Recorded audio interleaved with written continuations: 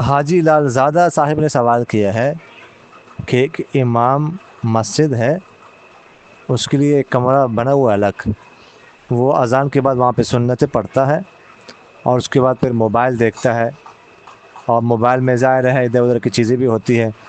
اس کے بعد جب ٹائم پورا ہو جائے تو دروازہ بند کر کے آ کر فوراً مصلی پہ کھڑا ہو کر جماعت کرواتا ہے۔ تو کیا اس کو وضو کرنا چاہیے کہ نہیں، اور کیا اس طرح کرنا اس کے لیے ٹھیک ہے کہ نہیں ٹھیک؟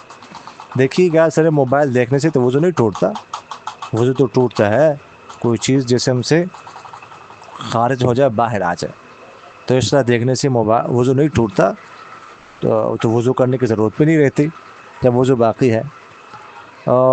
باقی یہ ہے کہ جو اوقات ہوتے ہیں نماز اور اذان کے درمیان، یہ بہت قیمتی اوقات ہوتے ہیں، تو ان اوقات کو قیمتی بنانا چاہیے۔